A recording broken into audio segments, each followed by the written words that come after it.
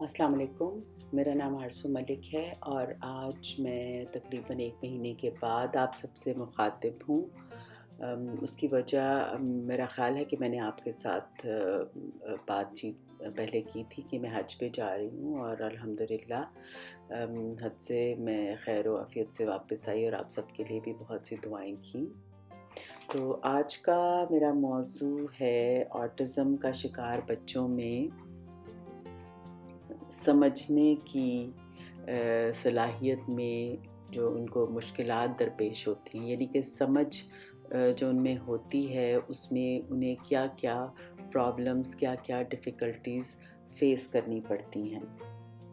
तो सबसे पहले मैं जो बात डिस्कस करूँगी वो है कि जो सोशल इन्फॉर्मेशन है, यानी कि जो माशरती जो इन्फॉर्मेशन है उसको समझने में ऑटिज़म का शिकार बच्चे किस तरह से मुश्किलात का शिकार होते हैं। आम तौर पर लोग जब इस दुनिया में आते हैं तो उनका नर्वस सिस्टम कुछ इस तरह से सेट होता है कि वह दूसरे लोगों में दिलचस्पी लेते हैं, उनके चेहरों को देखते हैं और पढ़ने की कोशिश करते हैं। आम तौर पर लोग दूसरों के चेहरों के तासुरात से समझ जाते हैं कि वो लोग कैसा महसूस कर रहे हैं और इसका अंदाज़ा करते ही वो लोग अपना रवैया तब्दील कर लेते हैं। कुदरती तौर पर तमाम इंसानों में ये एहसास भी पाया जाता है कि हर इंसान की सोच और ख़यालात दूसरे लोगों से मुख्तलिफ होते हैं और उन्हें इस बात का ख़याल रखना चाहिए। दूसरी जानिब ऑटिज़म का शिकार लोग बिल्कुल मुख्तलिफ होते हैं और उनके लिए दूसरे लोगों में दिलचस्पी लेना ख़ासा मुश्किल और कभी कभार नामुमकिन भी होता है। अगर वो तवज्जो दे भी पाएँ तो उनके लिए चेहरे के तासुरात को पढ़ना और समझना भी आसान काम नहीं है। यानी अगर ऑटिज़म का शिकार लोग दूसरों का चेहरा देखें भी तो वो हर खदो-खाल को अलग-अलग देख पाते हैं। यानी अगर वो एक चेहरा देखते हैं तो उसका पूरे चेहरे को एज़ अ होल देखना उनके लिए बहुत मुश्किल होता है। और क्योंकि पूरा चेहरा उनके ब्रेन के अंदर वो एक ख़ास इमेज नहीं बना रहा होता, तो इसलिए वो लोगों के एक्सप्रेशंस को पढ़ने में भी कामयाब नहीं होते। इसीलिए दूसरे शख्स के बोर होने का अंदाज़ा भी ऐसे लोगों के लिए लगाना बहुत मुश्किल होता है। मिसाल है।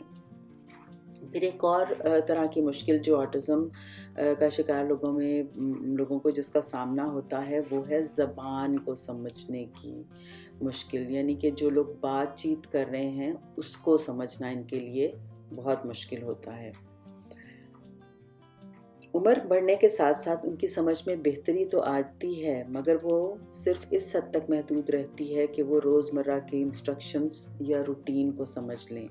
ऐसा भी होता है कि अगर उनसे बामुहावरा बात की जाए तो वो इसका बिल्कुल लिटरल मतलब निकालते हैं। मसलन इट ब्रेक्स माई हार्ट का मतलब एक ऑटिज़म का शिकार शख्स दिल के हकीकत में टूटने से लेगा, यानी उसके नज़दीक दिल कोई सख्त चीज़ है जो टूट सकती है।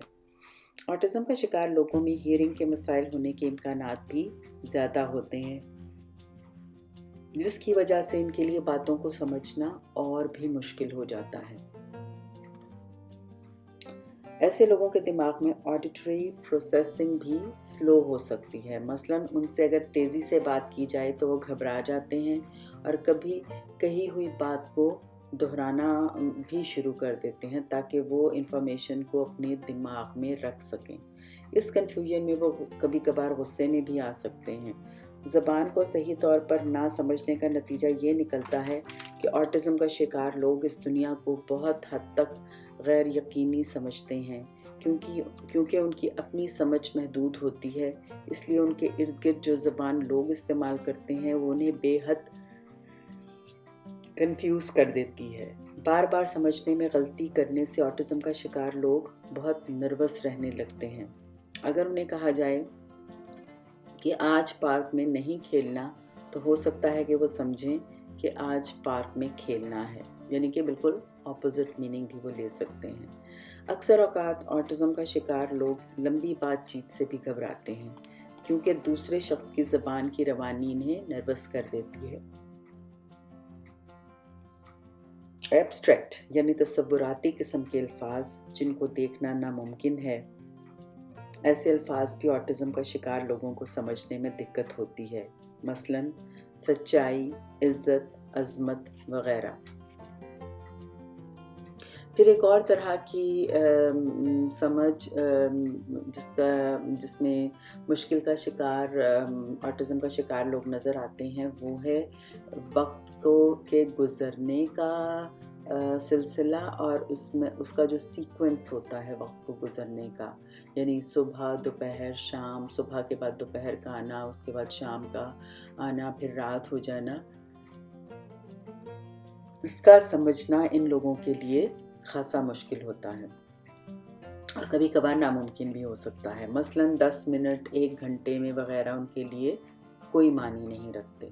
इसी तरह सीक्वेंस यानी वाक़यात की तरतीब भी ऑटिज़म का शिकार लोगों में मुश्किल होती है। इसका मतलब ये है कि ये लोग तरतीब भूल जाते हैं कि बल्कि यानी अपने ख़यालात को भी एक तरतीब में रखना इनके लिए बहुत मुश्किल होता है, और इसीलिए वो बहुत से वाक़यात को भी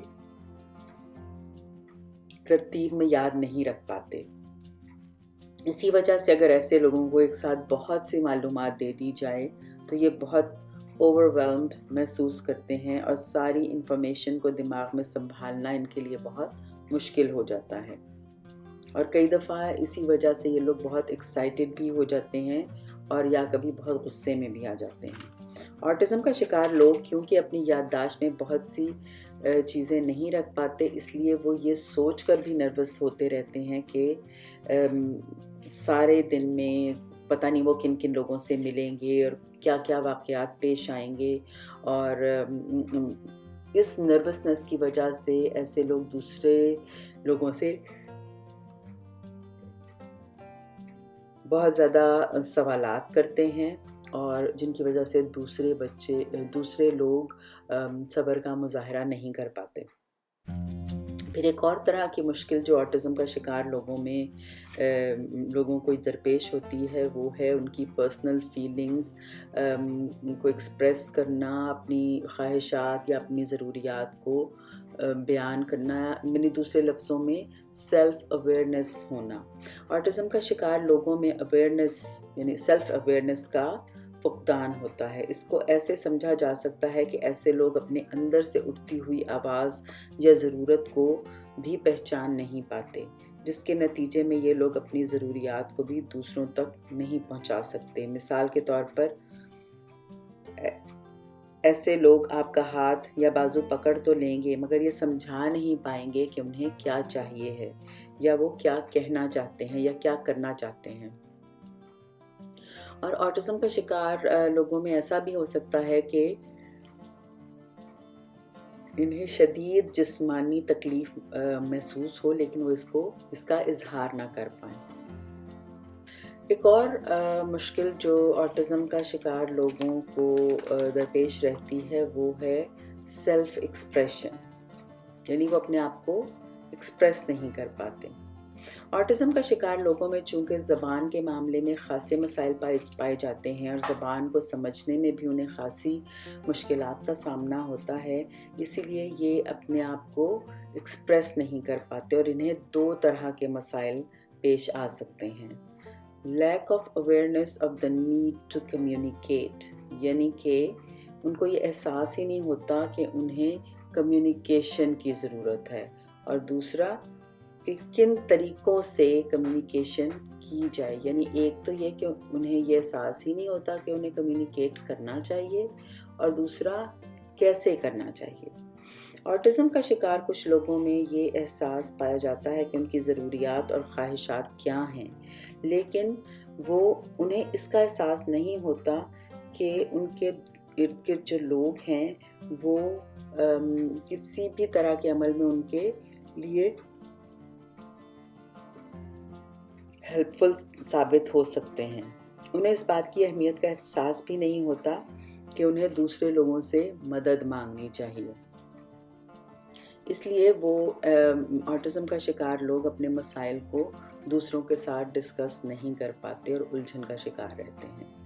अब क्योंकि उनको ये एहसास नहीं होता, کہ انہیں دوسرے لوگوں سے کمیونیکیٹ کرنا چاہیے. اسی لیے آٹزم کا شکار لوگوں کو کمیونیکیشن کے طریقے بھی نہیں آتے اور بول بھی نہیں پاتے اور ان کو اپنی باڈی لینگویج کا استعمال کرنا بھی نہیں آتا. بہت چھوٹی عمر میں کچھ الفاظ تو سیکھ لیتے ہیں مگر چند سالوں میں بھول بھی سکتے ہیں اور مزید الفاظ سیکھنے میں یا تو بہت سلو ہوتے ہیں یا بالکل نہیں سیکھ پاتے. ایسے لوگ زبان کو صرف اپنی ضروریات کے پورا کرنے کے لیے استعمال کرتے ہیں. یہ جانے بغیر کہ زبان کو انفارمیشن دینے کے لیے بھی استعمال کیا جا سکتا ہے. آٹزم کا شکار لوگ جب زبان کا استعمال صحیح طریقے سے نہیں کر پاتے تو بہت فرسٹریٹڈ ہوتے ہیں، شدید غصے میں بھی آ جاتے ہیں اور کبھی کبھار ایسی حرکتیں بھی کرتے ہیں جو دوسروں کی توجہ حاصل کر لیتی ہیں. پھر یہ زبان سے زیادہ اپنے برے بیہیویئر کو توجہ حاصل کرنے کے لیے استعمال کرتے ہیں. آٹزم کا شکار لوگ کئی دفعہ سوچنے کے معاملات میں بھی مشکلات کا شکار ہو سکتے ہیں، کیونکہ ایسے لوگوں میں خیالی ایکٹیویٹیز یا کچھ ایکٹیویٹیز کے بارے میں سوچنا یا فارغ وقت کو استعمال میں لانا ان کے لیے بہت مشکل ہوتا ہے. اور ایسی سچویشن میں جو ان کو پہلی بار درپیش ہو تو آٹزم کا شکار لوگوں کے لیے ایسی سچویشن بے حد مشکل ہو جاتی ہے. پھر آٹزم کا شکار بچوں کا فوکس صرف ایک چیز پر رہتا ہے اور بہت حد تک فکسڈ رہتا ہے، یا پھر بہت سی اسٹیمولیشن کا سامنا کرنا ان کے لیے بہت مشکل ہو جاتا ہے. بالکل اسی طرح جیسے بہت سے لوگوں کے درمیان بیک وقت بات چیت ایسے لوگوں کو بہت کنفیوز کر دیتی ہے اور اکثر اوقات آٹزم کا شکار لوگ بہت زیادہ انفارمیشن کو ہینڈل نہیں کر پاتے. آٹزم کا شکار بچے مختلف سچویشنز کو بلیک اینڈ وائٹ میں دیکھتے ہیں. ان کے لیے درمیانی راستہ یا گرے ایریا کو دیکھنا بہت مشکل ہوتا ہے. اسی لیے یہ کوئی بھی غلطی کرنے سے ڈرتے ہیں، ان چیزوں کو قبول نہیں کرتے جو ان کے مطابق نہ ہوں. اپنی غلطیوں کی نشاندہی بھی انہیں بالکل پسند نہیں ہوتی اور کسی کھیل میں ہار تو یہ بالکل بھی برداشت نہیں کر سکتے. آٹزم کا شکار بچوں میں ایک رویہ یہ بھی پایا جاتا ہے کہ وہ ایک ہی طرح کے بیہیویئر کو ریپیٹ کرتے چلے جاتے ہیں اور پھر اس وجہ سے بھی سٹریس میں آ جاتے ہیں کہ ان کا بیہیویئر ان سے رک نہیں پا رہا، یعنی کہ وہ اپنے بیہیویئر کو کنٹرول نہیں کر پاتے. اور اس وجہ سے کئی دفعہ ہارمفل بیہیویئرز بھی جنم لیتے ہیں. مثلاً اگر ان بچوں کے دماغ میں کچھ خیالات چل رہے ہیں اور یہ ان سے چھٹکارا پانا چاہتے ہیں تو اپنے سر کو فرش یا دیوار پر مارنا شروع کر دیتے ہیں تاکہ ان کا تھاٹ پروسیس رک جائے. ایسی صورت میں ان بچوں کو زبردستی ری ڈائریکٹ کرنے سے بہت مدد ملتی ہے. پھر آٹزم کا شکار بچے جو ہیں ان کو پرابلم ہوتی ہے سینسری ماڈولیشن سے. جس طرح آٹزم کا شکار بچوں میں یا لوگوں میں بہت سے سینسری یعنی حسیات سے متعلق بھی بہت سے مسائل ہوتے ہیں. ان کی انٹینسٹی ہر شخص میں مختلف ہوتی ہے. اکثر ایک ہی شخص کو sound, touch, taste, sight, smell یعنی ہر طرح کے سینسری سٹریسرز ہو سکتے ہیں اور اس طرح ایسے لوگوں پر ان سٹریسز کا کافی نیگیٹو اثر بھی ہوتا ہے. اور پھر ان لوگوں میں کچھ فزیکل ویل بینگ کے مسئلے بھی ہوتے ہیں، یعنی ان کے ہیلتھ ایشوز بھی ہو سکتے ہیں. ان کو مختلف قسم کی انفیکشنز ہو سکتی ہیں، دانتوں کے پرابلمز ہو سکتے ہیں، اسکن کے پرابلمز ہو سکتے ہیں اور باول پرابلمز بھی ہو سکتے ہیں.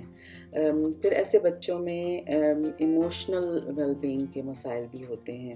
آٹزم کا شکار لوگوں کا سب سے بڑا ایشو یہ ہوتا ہے کہ یہ اکثر نیگیٹو انفارمیشن اور نیگیٹو ایکسپیرئنس پر ہی زیادہ توجہ شو دیتے ہیں، یعنی کہ پازیٹیوٹی کی کمی ان لوگوں میں بہت زیادہ ہوتی ہے۔ پھر آٹزم کا شکار لوگوں میں اپنی جسمانی حرکات پر کنٹرول کرنا بھی بہت مشکل ہوتا ہے۔ مثال کے طور پر ایسے بچے یا لوگ کلمسی ہو سکتے ہیں، ان کے ہاتھ سے چیزیں گرنے کے امکانات بہت زیادہ ہوتے ہیں۔ دوسری طرف ان کی جسمانی حرکات مثلاً ہینڈ فلیپنگ یا باڈی راکنگ بھی ان کے اختیار میں نہیں ہوتی۔ ایسے بچوں کو مدد کی ضرورت ہوتی ہے تاکہ ان کی باڈی موومنٹس کے فیز کو بدلا جا سکے۔